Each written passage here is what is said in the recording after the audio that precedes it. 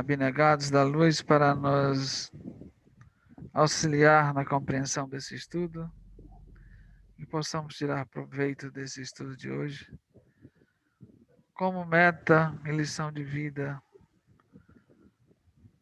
que devemos ter todos os dias. Inspirai-nos para que possamos também colaborar, cada um daqui que está presente, e podermos ter os recursos bem-vindos do Senhor para todos nós. Que assim seja.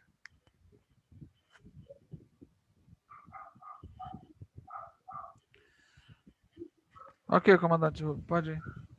Tá, então vamos lá. Hoje nós vamos iniciar aqui o capítulo 9, ou 9º capítulo do Livro dos Espíritos, cujo título é da Lei de Igualdade.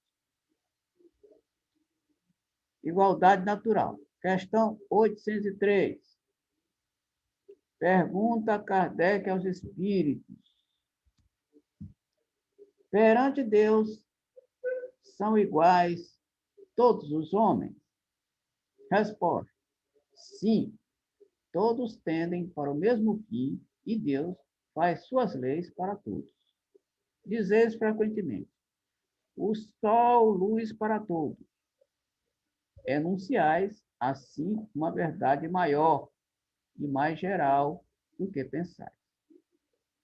Tá, então, ele está dizendo que, na verdade, perante Deus não existe diferença. Né? Não existe diferença. Todos nós somos iguais. Somos filhos, e como Deus ama a todos do mesmo jeito, não podemos conceber Deus fazendo diferença.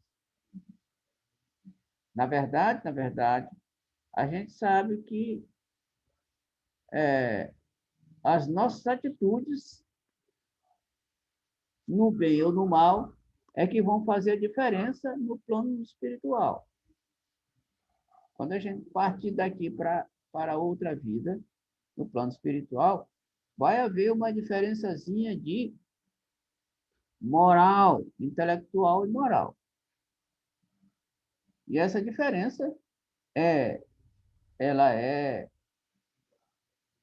primária, vamos dizer assim, ela é individual de cada um de nós. Então, é isso que a questão está nos dizendo. Vamos ver os comentários de Kardec. Todos os homens estão submetidos à mesma lei da natureza. Todos os homens estão submetidos à mesma lei da natureza. Todos nascem igualmente fracos e acham-se sujeitos às mesmas dores, e o corpo do rico se destrói como o do pobre. Deus a nenhum homem concedeu superioridade natural, nem pelo nascimento, nem pela morte. Todos, aos seus olhos, são iguais. Tanto são iguais que a mesma constituição do corpo de um rico é a mesma constituição do corpo de um pobre. A mesma constituição de um negro é a mesma constituição de um branco. A mesma constituição de um índio é a mesma constituição de qualquer ser humano na face da Terra. Só por aí a gente vai perceber que nós somos iguais. Além disso, existe outra coisa que nos nivela. Nos nivela. São os sofrimentos e as dores. Além das dores, nos nivelam também a morte. Todos morrerão, indistintamente. Tanto faz ser branco, negro, índio, vermelho, encarnado, rico, pobre, inteligente, não inteligente, todos, indistintamente morrerão. E o Mas como... Diga. Mas como fica aí os que são considerados sangue azul? É, é só orgulho. É, cara, Raimundo, você sabe disso. Eles se acham, eles se acham. E como se acham, né? Se acham melhores do que os outros, acham também que eles vão, né? Quando partir daqui para outra vida, eles acham que vão chegar lá também com o título de sangue azul. Lembra da passagem do Evangelho segundo o Espiritismo? História de uma rainha que né, ela quando desencarnou, imaginou que ela seria recebida no plano espiritual como rainha. E a decepção dela foi tão grande quando percebeu que as pessoas mais humildes do seu reino estavam acima dela, espiritualmente falando. E aí ela chegou à conclusão que os títulos, a nobreza, o tal do sangue azul, não faz nenhuma diferença do lado de lá. E nem do lado daqui. A questão é que eles se acham. Né? Algumas vezes, nós nos achamos melhores do que os outros. Quando a gente se acha melhor do que os outros, a gente acha que tem o sangue azul. E sangue azul não existe. Se existisse, alguém não sobreviveria, porque a constituição desse sangue seria diferente. Né? Então, todo mundo tem sangue vermelho. Né? Sangue azul é só na cabeça de alguns companheiros que se acham superiores. Apenas se acham, mas, na verdade, não o são.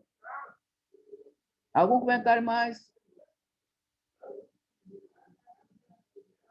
Então, vamos lá, adiante. Desigualdade das aptidões. Por que não outorgou Deus as mesmas aptidões a todos os homens? Legal a pergunta. Resposta. Deus criou iguais todos os espíritos, mas cada um destes vive há mais ou menos tempo e, consequentemente, tem feito maior ou menor soma de aquisições. A diferença entre eles está na diversidade dos graus da experiência alcançada e da vontade com que obram, vontade que é o livre-arbítrio.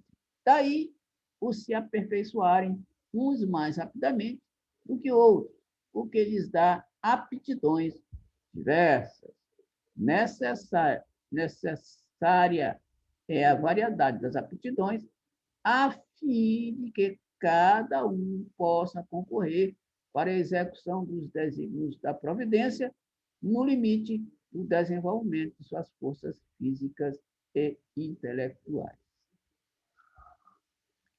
O que um não faz, fala o outro. Assim é que cada qual tem seu papel útil a desempenhar. Além do mais, sendo solidários entre si todos os mundos, necessário se torna que os habitantes dos mundos superiores, que, na sua maioria, foram criados antes do vosso, venham habitá-lo para vos dar o exemplo. Bom, esta questão aqui, essa resposta, encaixa maravilhosamente bem naquela parábola que Jesus contou, que é a parábola dos talentos. Vocês se lembram? Então, chamou 3 dos seus empregados, o fulano de tal lá, chamou 3 pessoas, seus empregados, deu a cada um, né, várias várias quantidades de moedas. Para o primeiro deu 5, para o segundo deu 2, e para o terceiro deu 1. Ele aqui na questão, ele fala a respeito do livre-arbítrio. E essa parábola dos talentos, nos mostra o emprego do livre-arbítrio. Então, o primeiro recebeu 5 talentos, o segundo recebeu 2 talentos, o terceiro recebeu 1 talento. Estes talentos que foram distribuídos, e foram distribuídos de acordo com a capacidade de cada um deles. E, de acordo com a capacidade de cada um deles, né? Então, eles usaram o seu livre-arbítrio para que o resultado da parábola nos desse um grande ensinamento. O primeiro multiplicou por 5, ganhou mais 5 dos 5 que tinha. O segundo ganhou mais 2 dos 2 que tinha. E o terceiro ganhou aquele, e ao invés de produzir, multiplicar aquele talento, ele enterrou. Ou seja, o que quer dizer a parábola? A parábola quer dizer que os nossos talentos devem ser desenvolvidos, todos os talentos que a gente recebe. Ou seja, todas as nossas qualidades devem ser desenvolvidas, a fim de que os defeitos e as imperfeições sejam substituídos. E aquele que enterra o seu talento está nos mostrando a parábola de que ele usou mal o talento que ele tinha. Ora, se usou mal o talento que tinha, ele deve ser responsabilizado por aquele uso negativo do talento. Né? Não tem gente que usa a inteligência para o mal. Não tem gente que usa a riqueza para o mal. Não tem gente que usa a fala, a oratória para o mal. Então, esses talentos que a pessoa recebe devem ser usados para o bem. No momento em que eles usam para o mal, eles estão enterrando esses talentos. Enterrando esses talentos, com certeza eles vão arcar com as consequências do mau uso do talento, através do seu livre-arbítrio. Alguém quer comentar mais?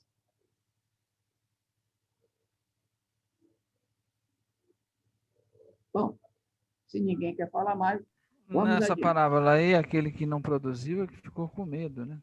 Sim? De ser roubado ou de não frutificar, né? O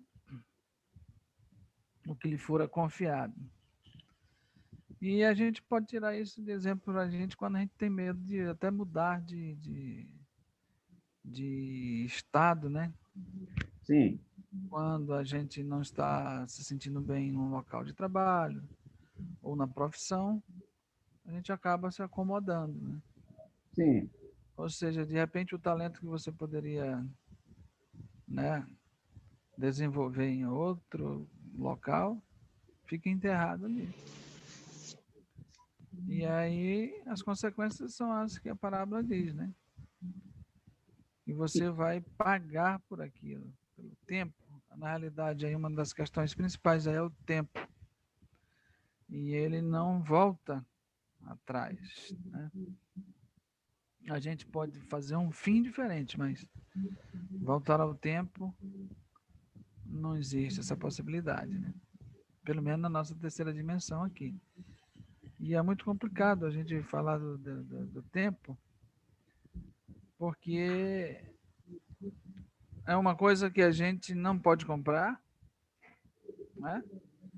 A gente usa bom ou de uma boa maneira ou de uma má maneira, produzindo ou inativo sem fazer o uso adequado do tempo. É isso aí, comandante. Pode continuar. Bom, mais alguém? Então, vamos continuar. Questão 805. Passando de um mundo superior a outro inferior, conserva o espírito integralmente as faculdades adquiridas? Resposta: sim. Já temos dito que o espírito que progrediu não retrocede. Poderá escolher, no estado de espírito livre, um invólucro mais grosseiro, ou posição mais precária do que as que já teve. Porém, tudo isso para lhe servir de ensinamento e ajudá-lo a progredir. Opa, aqui é uma coisa interessante a gente observar. Aqui, ó. Então, todas as qualidades adquiridas a gente continua com ela. Está fazendo um link com a 180, né? É. A gente continua com elas eternamente, é nossa. É conquista nossa. Se é conquista nossa, para onde a gente for, a gente leva. Assim também como os nossos defeitos e as nossas imperfeições. Para onde a gente for, a gente leva. Para qualquer mundo que a gente for deslocado, lá a gente leva as nossas qualidades e os nossos defeitos. Então, o espírito não retrograda. Agora, ele pode sair de uma situação confortável para uma situação menos confortável, dependendo, repito, logicamente, do uso do talento que lhe foi confiado. Todo mundo se lembra aí da história dos exilados de Capela. Não lembra? Lembra. Todo mundo aí lembra também da queda do homem lá no Velho Testamento. Não lembra? Pois é. Então, o que acontece? Adão e Eva, né, receberam as instruções, estavam em um determinado local de felicidade. Menina. Oi, menina. Estavam no local de felicidade. E aí... Oi, Joana, tá me ouvindo? E Deus Oi. Deu para eles. O microfone está aberto aí, Aquilo. Tem alguém aí com o microfone? Oi. Então, Deus deu para ele as recomendações. E, além das recomendações, um livre-arbítrio.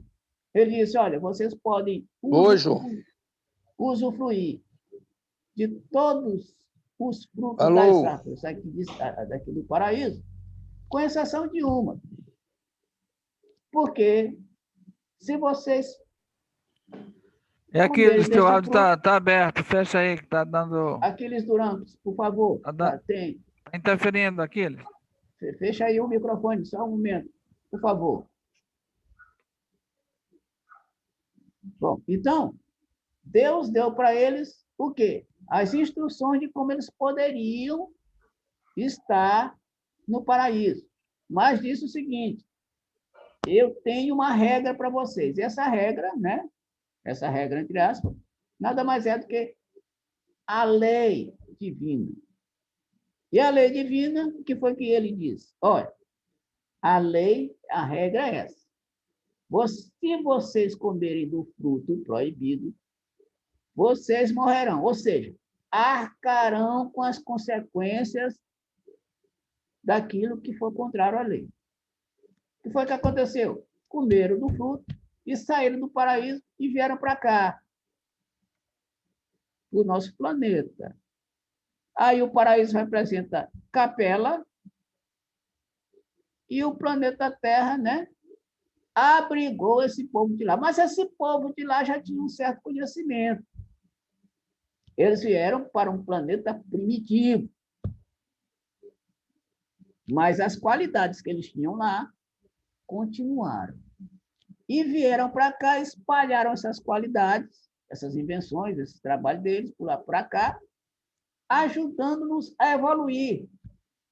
E eles, logicamente, passaram por sofrimentos e dores, né, que ajudaram a eles superarem esse problema. Então, aqui, ó, tudo isso para lhe servir de ensinamento e ajudá-lo a progredir. Até a queda nos ajuda a progredir. Porque são ensinamentos para nós. Nós já falamos anteriormente, inclusive na palestra do sábado passado, eu falei para vocês a respeito dos pontos positivos dos nossos problemas. Lembram? Lembro. Então, tudo que acontece de ruim conosco vai nos dar um empurrãozinho para a evolução. Olha que coisa mais linda. Então, é isso que acontece. Vamos ver os comentários de Kardec a respeito da questão. Aqui, irmã, da 180 que tu falaste agora. Assim, A diversidade das aptidões entre os homens não deriva da natureza íntima de sua criação, mas do grau de aperfeiçoamento a que tenham chegado os espíritos encarnados nele. Deus, portanto, não criou faculdades desiguais. Permitiu, porém, que os espíritos em grau diversos de desenvolvimento estivessem em contato para que os mais adiantados pudessem auxiliar o progresso dos mais atrasados e também para que os homens,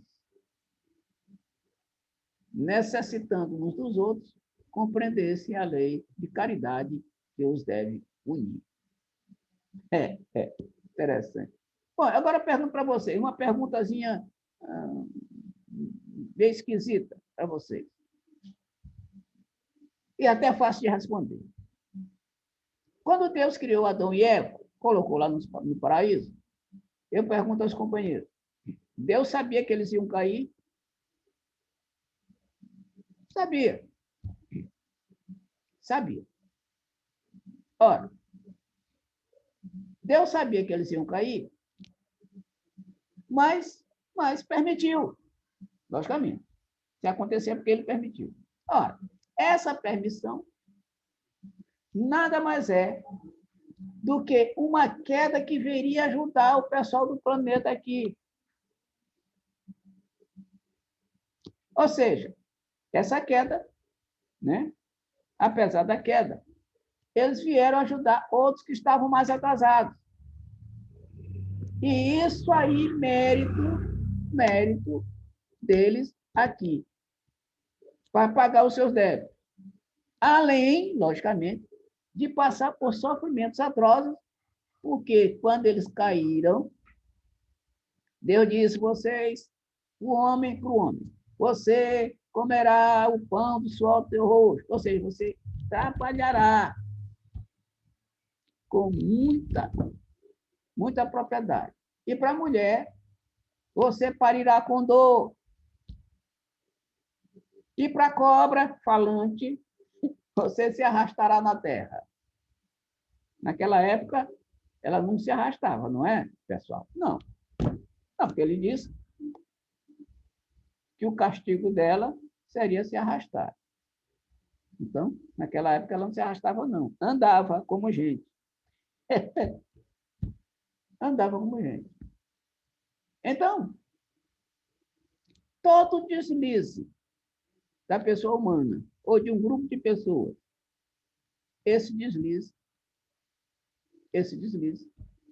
vai resultar em algo positivo para aquele que deslizou e para outras pessoas que estão mais atrasadas a ajudar essa se erguer. Então, pronto. Tudo positivo. Não existe nada que Deus permita que não venha trazer pontos positivos e que venha trazer algo satisfatório para a nossa evolução. Não existe nada. Seja lá o que for. Covid, doença grave, câncer, né? Acidente drástico, terremoto, tsunami, raiva contra a mulher, raiva contra o marido, e briga em casa, e doença, e pobreza. Não existe nada. Tudo isso aí são elementos que nos empurram para a evolução. É uma maravilha esse negócio. É uma maravilha. Eu fico empolgado com esse negócio. Só a gente estudando essa doutrina para ficar desse jeito. Continuando. Quem mais alguém quer comentar? Diga, meu irmão. Rubens, poderíamos fazer aí um parênteses, já Pode, que foi claro. citada a Bíblia. E... Fala mais alto, esse teu microfone está com história. Agora melhorou? Isso, bota mais na boca, mais pertinho. Pronto, pode falar. É que, deixa eu só verificar aqui, acho que eu baixei um pouquinho. Melhorou agora? Melhorou, vai. Com relação a essa passagem aí que tu citou, Rubens, com relação à cobra, que na época ela caminhava e agora tem que se arrastar. Eu perguntaria a todos que estão no estudo, nós ainda temos visão de que seria uma cobra,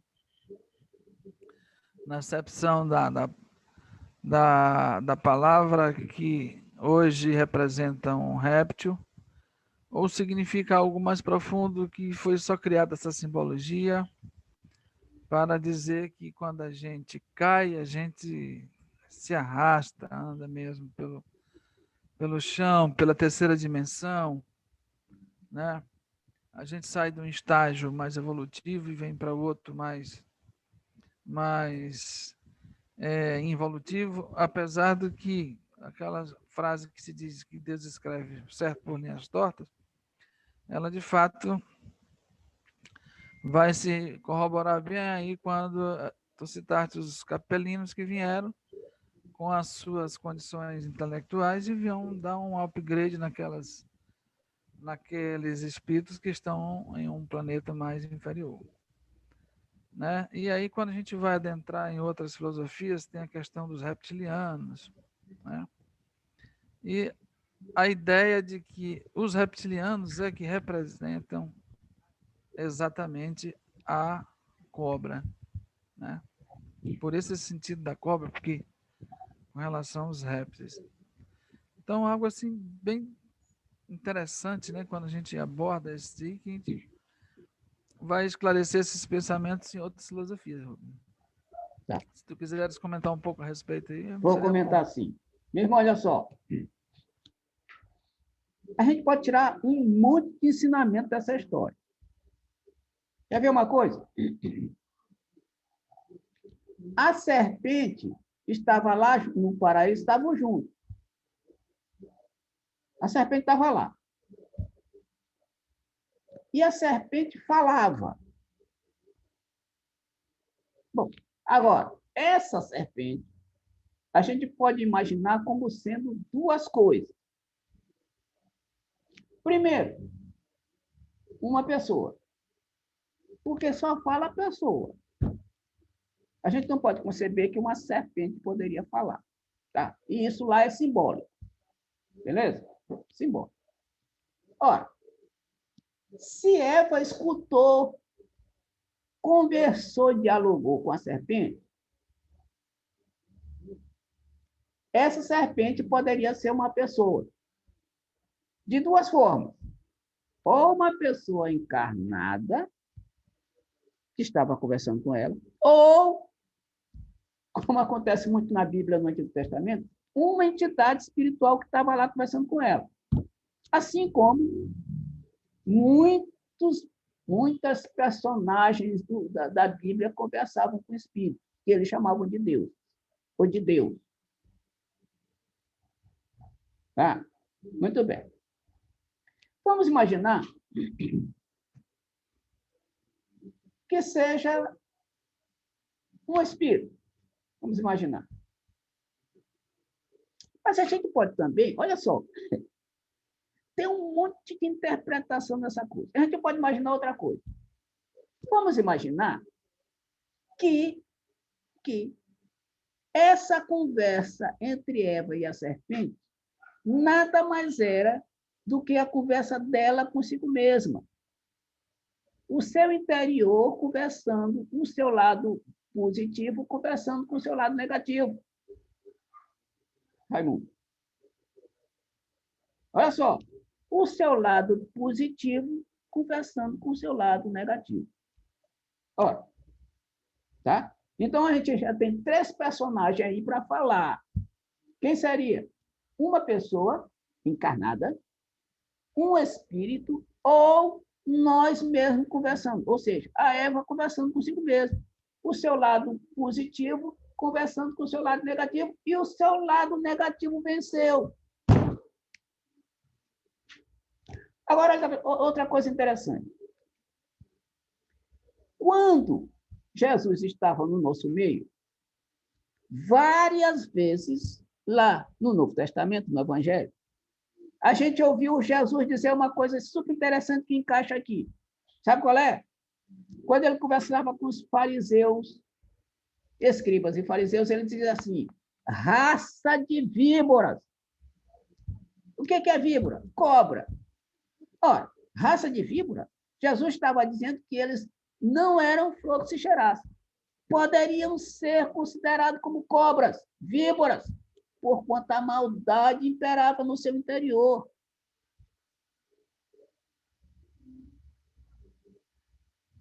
Meus amigos.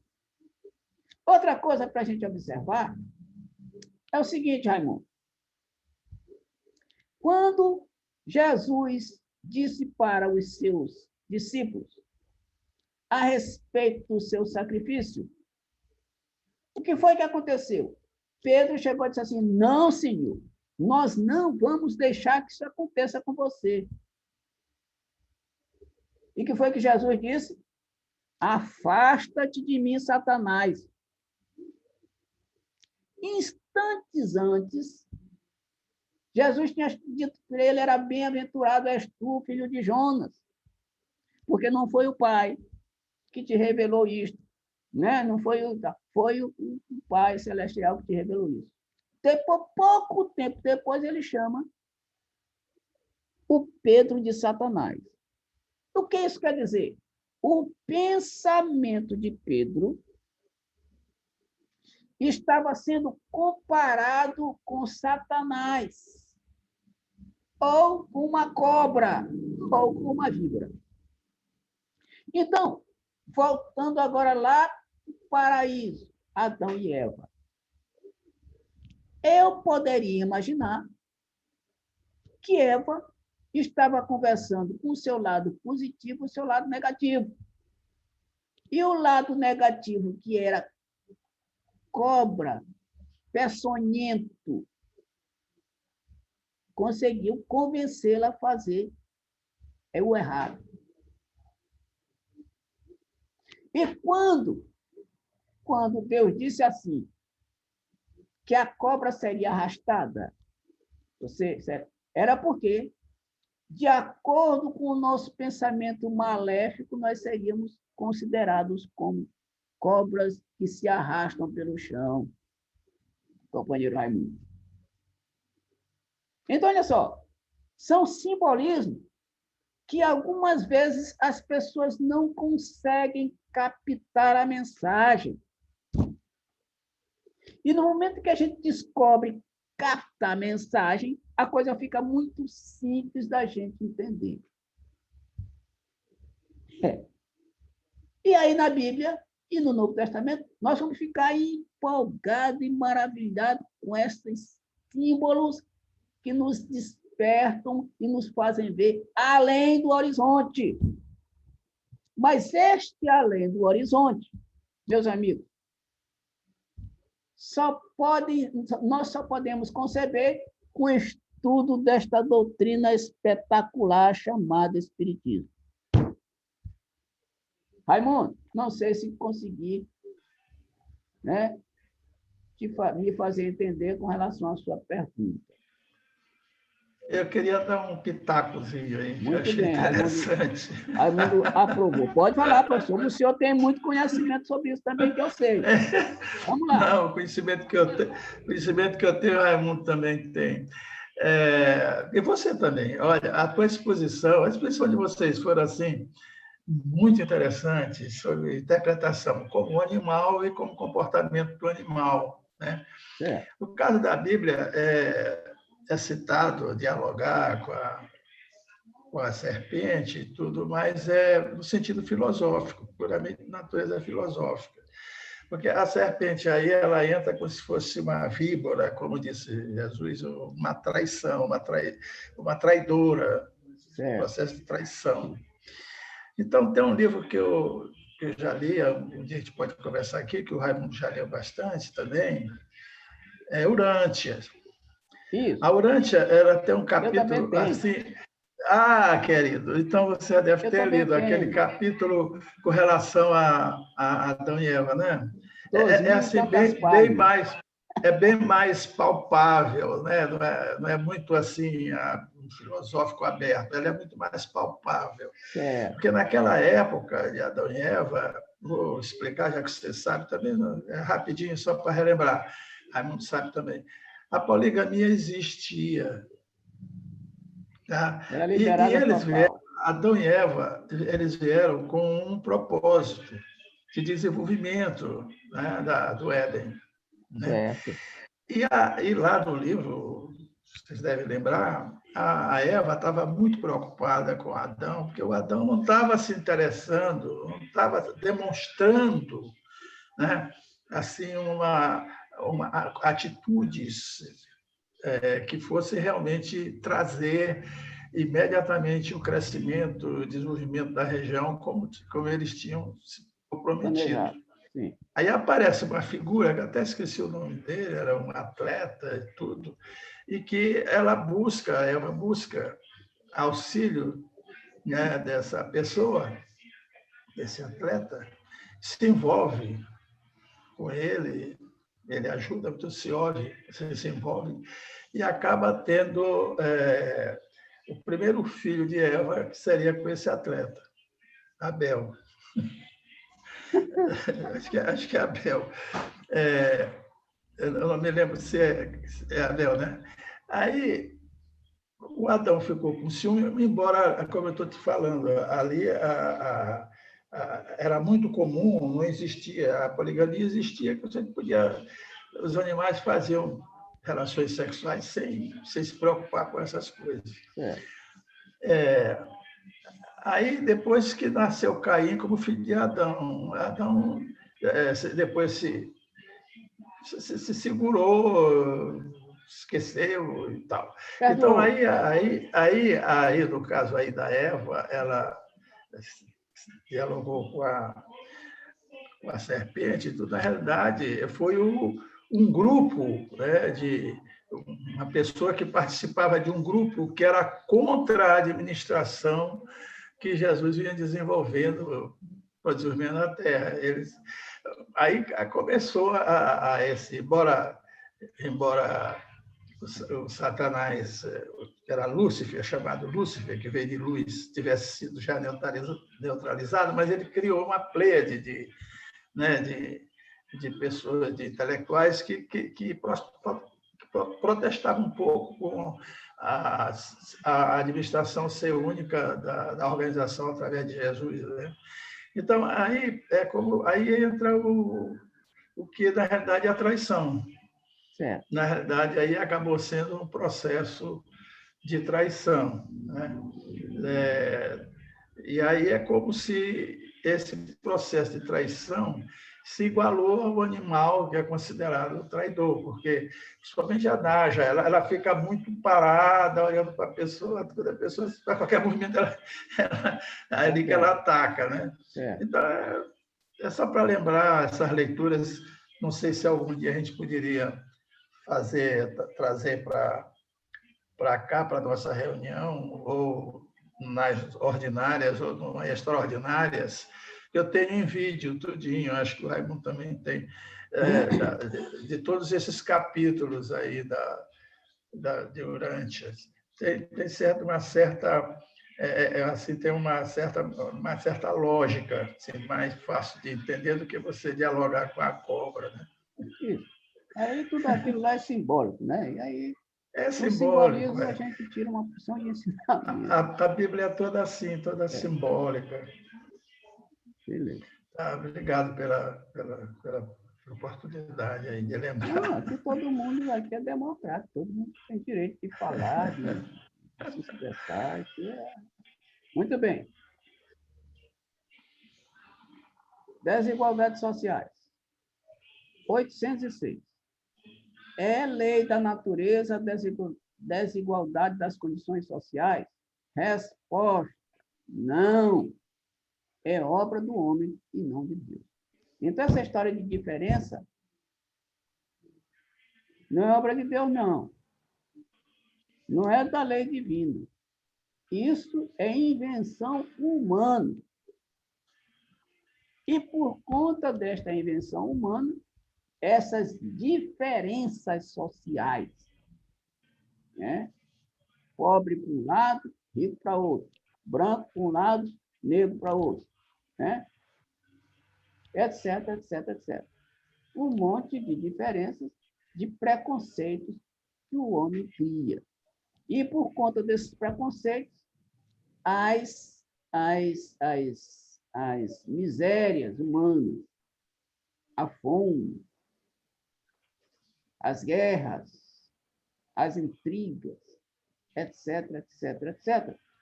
Tão naturais que a gente conhece aos montes esses exemplos.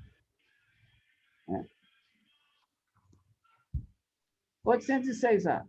Algum dia essa desigualdade desaparecerá? Resposta. Eternas, somente as leis de Deus o são. Bacana. Ou seja, pode demorar o que demorar. Pode demorar o que demorar, essas desigualdades desaparecerão. Assim como toda a maldade do planeta também pode demorar o que demorar, ela um dia desaparecerá. Não vês que o dia a dia ela gradualmente se apaga? Desaparecerá quando o egoísmo e o orgulho deixarem de predominar. Como nós estamos num planeta de provas e expiações, e como impera em grande parte o mal, este orgulho e o egoísmo, né? Enquanto predominar, essa desigualdade não vai desaparecer. Não vai desaparecer. E por isso é que acontece todos os montes de problemas do nosso planeta.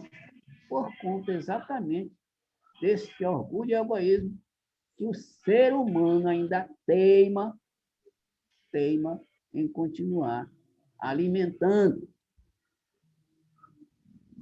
Restará apenas a desigualdade do merecimento, que é aquela de qualidades, pessoal, que a gente viu anteriormente, um pouquinho antes, no estudo aqui, né, de merecimento. Dia virá em que os membros da grande família dos filhos de Deus deixarão de considerar-se como de sangue mais ou menos puro. Sangue azul, Raimundo. Aí não vai ter mais sangue azul nessa época. Agora ainda tem o sangue azul na cabeça de alguns. Mas daqui a algum tempo, esse sangue azul vai desaparecer e vai ficar só o sangue vermelho.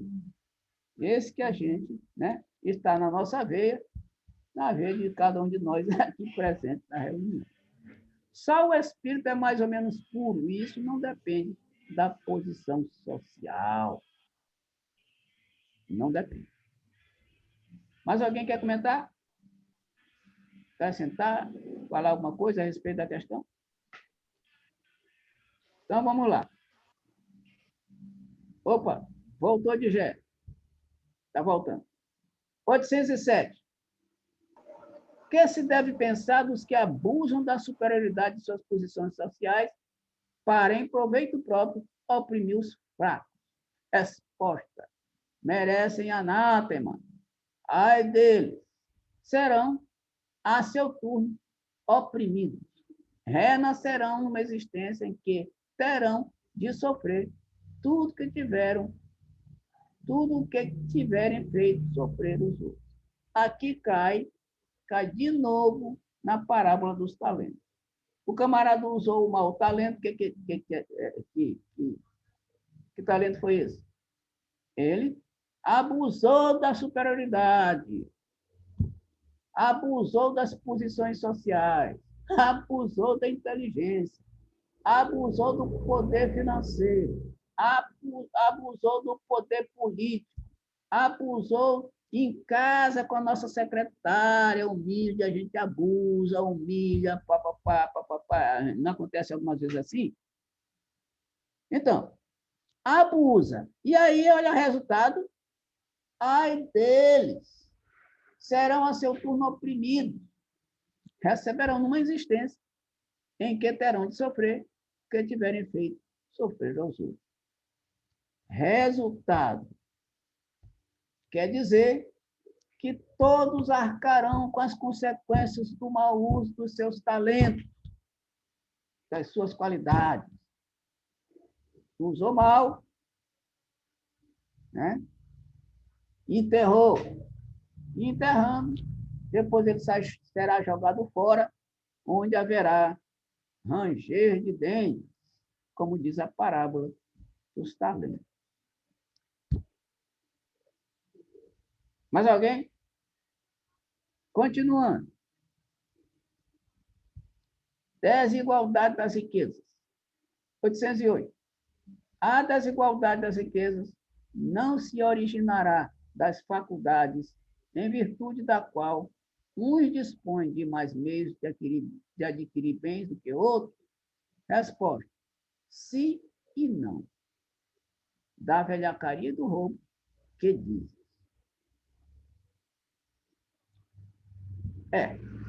Então, aqui, ó, essa desigualdade não vai se originar das faculdades. Né? Não vai se originar das faculdades. E sim, né? E sim do trabalho em prol de si mesmo e em prol do próximo, como a gente está cansado de perceber. 808A. Mas a riqueza herdada, essa não é fruto de paixões mais? Resposta: que sabes a esse respeito? Puxavão de orelha. Busca a fonte de tal riqueza e verás que nem sempre é pura. Sabes, porventura, se não se originou de uma expoliação ou de uma injustiça? Mesmo, porém, sem falar da origem, que pode ser má, acreditas que a cobiça da riqueza, ainda quando bem adquirida, os desejos secretos de possuí-la o mais depressa possível, sejam sentimentos louváveis? Isto o que Deus julga, e eu te asseguro que o seu juízo é mais severo que o dos homens. Então, olha só, a riqueza herdada pode ser fruto das más paixões. É como uma vez eu tive uma notícia em um centro espírita, se não me engano, em Belém, em que um grupo de pessoas deu uma boa importância para o centro espírita. Doou uma importância muito significativa para um centro espírita de lá. Depois de algum tempo, os dirigentes da casa souberam que a origem daquele dinheiro era uma origem ilícita. O que foi que eles fizeram? Chamaram o grupo que doou e devolveram a importância. Dinheiro ilícito, né? Dinheiro ilícito, nós não podemos aceitar em nossas instituições. Aliás, instituição nenhuma deve aceitar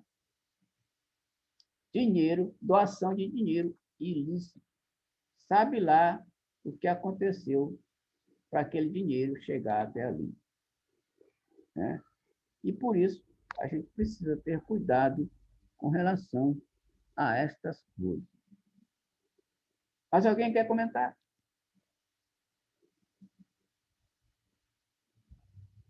(809) Aos que mais tarde herdam uma riqueza inicialmente mal adquirida, alguma responsabilidade cabe por esse fato? Resposta: é fora de dúvida que não são responsáveis pelo mal que outros hajam feito, sobretudo se o ignoram, como é possível que aconteça. Mas fica sabendo que muitas vezes a riqueza só vem ter as mãos de um homem para lhe proporcionar ensejo de reparar uma injustiça. Feliz dele, se assim o compreende. Se a fizer em nome daquele que cometeu a injustiça, a ambos será a reparação levada em conta, porquanto não raro é este último quem a provoca. Bom, aqui parece, na questão, que se a pessoa não souber da origem do dinheiro, da riqueza, e que essa pessoa empregar esse dinheiro para uma coisa positiva, é mérito. Né? Então, aí é outra coisa. Se não souber. Mas se souber, não é bom que se faça uso dele. Né? O que vocês acham, meus amigos?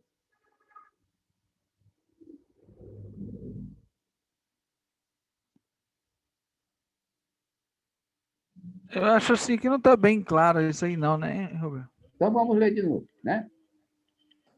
Pergunta. Aos que mais tarde herdam uma riqueza inicialmente mal adquirida, alguma responsabilidade cabe por esse fato? Ou seja, quem recebeu, né? Você tem alguma responsabilidade. É fora de dúvida que não são responsáveis pelo mal que os outros hajam feito. Tá, aqui está, deu para entender. Sobretudo se o ignoram. Ó, se não souber. Olha só, ele está dizendo se não souber, se não tiver conhecimento. Como é possível que aconteça? Aí, ponto passivo. Mas fica sabendo que, muitas vezes, a riqueza só vem ter as mãos de homem para lhe proporcionar ensejo de reparar uma injustiça. Pronto.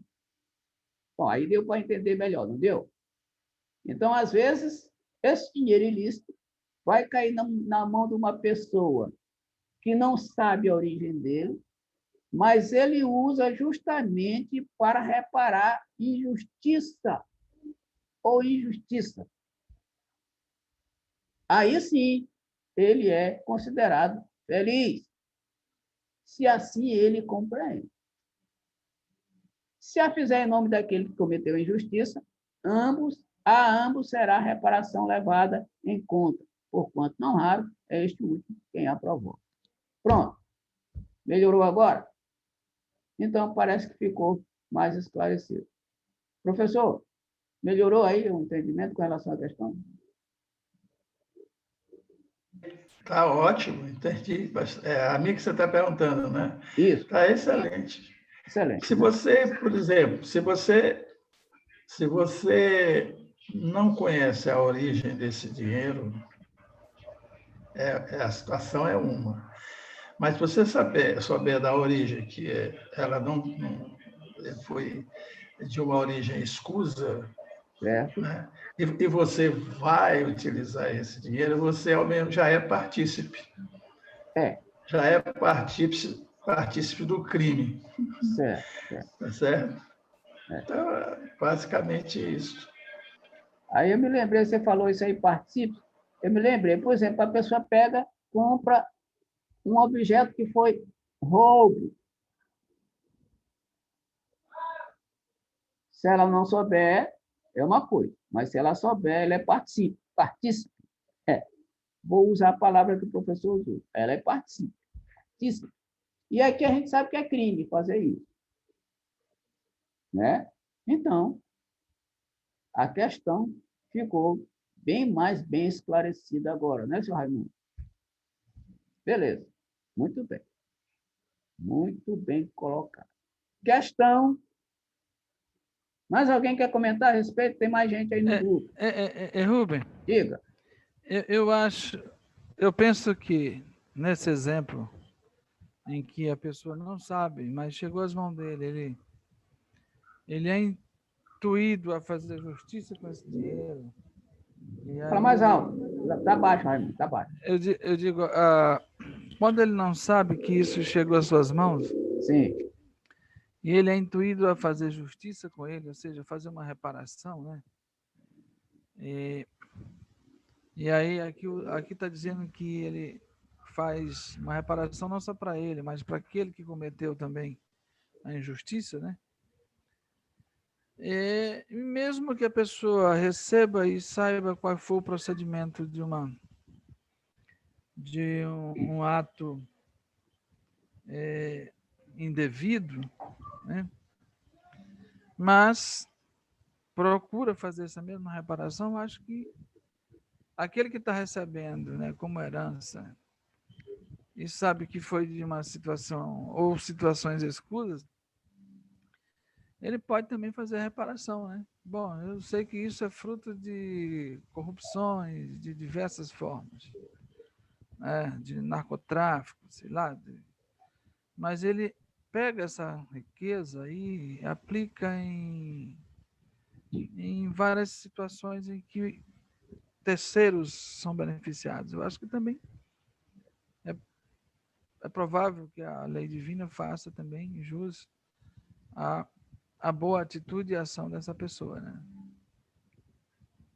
Como exemplo dessa pergunta, um é que não conhece, mas ele chega para que ele possa fazer justiça. O outro ele até sabe ou usufrui disso, mas desperta a consciência para fazer a reparação, né? E pode também ser, como é que se diz, agraciado pela divindade, pela sua boa ação, né? De ter reconhecimento. A consciência lhe pesa e aí ele trabalha ela fazendo de uma outra forma, né? Eu imagino que também possa lhe ser concedido alguns benefícios, né? Tanto agora como na vida futura. Então, eu vou botar fogo aqui no comentário, Raimundo. Presta atenção. Imagina que aquele centro espírita recebesse aquele dinheiro ilícito. Sabia que era ilícito. Começa a empregar o dinheiro para o bem. Tudo bem, tranquilo. Aí ajuda aqui, ajuda acolá, ajuda a lei. De repente, a polícia bate lá. Isso poderia e pode acontecer. Perfeito? Tá. Mas vem cá. Aí pega o elemento que deu o dinheiro, pressiona, a polícia pressiona o elemento que deu o dinheiro e vai bater lá no centro espírita. Vai bater lá no centro espírita. E aí a polícia quer saber o que foi feito com o dinheiro. Eu pergunto, eu estou funcionando aqui como advogado do diabo. Tá? Eu pergunto. Bom, agora vamos voltar àquela história da compra de roubo. Alguém compra um roubo. Alguém compra um roubo. Olha só. Eu conheço um caso aqui na família de Valtilene em que alguém comprou algo que foi roubado. Resultado, o que aconteceu foi que, tempos depois, a polícia bateu lá e prendeu esse que recebeu, que comprou o dinheiro. E levou o cara que foi preso. E aí, como é que fica? Bom, a gente está comentando uma coisa aqui com relação à lei divina. E eu estou comentando aqui com relação à lei humana. Então, olha só. Mesmo assim, se fosse eu, companheiro Raimundo, companheiro Otto, minha amiga Digé, eu devolveria, mesmo sabendo que eu poderia empregar para o bem. Porque, olha só, eu poderia ter uma outra oportunidade de receber dinheiro lícito. Ou não? Poderia. Poderia. Então, olha só, para não me complicar com a lei divina e nem com a lei humana, porque é esse o objetivo nosso, a gente não tem que se complicar nem com uma, nem com outra, eu sugeriria que o camarada devolvesse. Porque devolvendo, ele poderia, repito, ter uma outra oportunidade de receber uma grana de fonte lícita. Aí, sim. Até porque, meu irmão, alguém que recebesse esse dinheiro ilícito, mesmo que empregasse para o bem, poderia ficar com a consciência meio pesada, com uma pulga atrás da orelha, preocupado, talvez, que a polícia poderia bater lá e haja confusão. E como E como outras religiões querem um pezinho para nos criticar, eu acharia por bem devolver, mesmo assim. Meu caro companheiro Raimundo. Beleza? Beleza. Professor Otto? Correto. Correto. Veja bem, porque isso tudo, Continua. isso tudo depende da natureza energética. É coisa que eu sempre falo. Se a energia negativa daquela pessoa que cometeu aquele ilícito vai para você e você vai desdobrar isso, mesmo achando que está ajudando uma pessoa que vai ser desenergizado, não dá certo. O ideal é não fazer como você falou, Rubem. Qual é a origem? Qual é a origem aí dessa doação? Qual é a origem? Não arriscar. Se é uma origem ilícita, então até logo para ajudar outras pessoas lá adiante. Né? Deixa para lá. Até porque um trabalho espiritual, né, as entidades espirituais vão dar um jeito de ir por outra via lícita. Não é verdade? Para nos ajudar. Porque mesmo no trabalho espiritual de um centro espírita, no trabalho para o bem, existem as influências negativas que vão fazer com que o trabalho se descambe para o lado negativo, e aí vai complicar tudo, né? Tudo que estava indo em vento em popa. E nós aprendemos que o universo tudo vê, tudo ouve. Pronto. Mas tem pessoas que dizem para ninguém está vendo.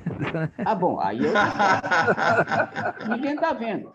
Mas Deus julga, Raimundo, de acordo com a intenção. Você sabe disso. Ele entendeu. Eu estou dizendo mas aí, se alguém perguntasse isso para mim... No cotidiano, as pessoas dizem assim, ninguém está vendo, cara. Ninguém está vendo. Né? Ninguém está vendo. Se ninguém está vendo, aí a coisa complica. Pode não ser aqui no momento, nessa encarnação, mas pode complicar numa outra. E aí a coisa pega lá. Exato. A coisa pega lá. Exato.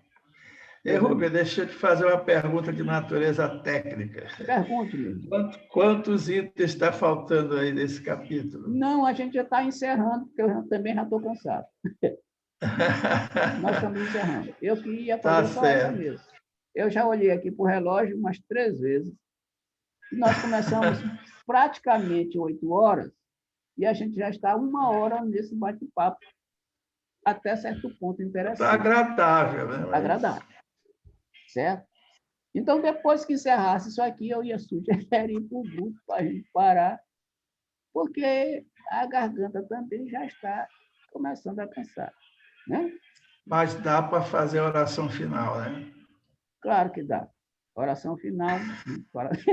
Olha só a sugestão. A garganta. Olha a sugestão aí, Raimundo. Gostou da sugestão do professor? Mas dá, professor. Vamos fazer assim. Dona Digé, alguma pergunta, algum comentário? Não, está dando para entender. Está ótimo. Tá. Então, que bom. Então, meus amigos, vamos aproveitar para fechar os olhos mais uma vez, fazer a nossa prece de encerramento e pedir a Jesus e a Deus e a Maria Santíssima que nos conduza neste momento, nesta empreitada. Senhor Jesus, Mãe Maria, Deus Todo-Poderoso, nós agradecemos mais uma vez a oportunidade de estarmos aqui reunidos em nome de vocês. E agradecemos também, Senhor, a presença dos companheiros espirituais que nos ajudam nessa tarefa. Agradecemos pelo decorrer da reunião, com tranquilidade, paz e harmonia, e também pelas maravilhosas orientações, interpretações e conversas em torno do assunto iniciado hoje.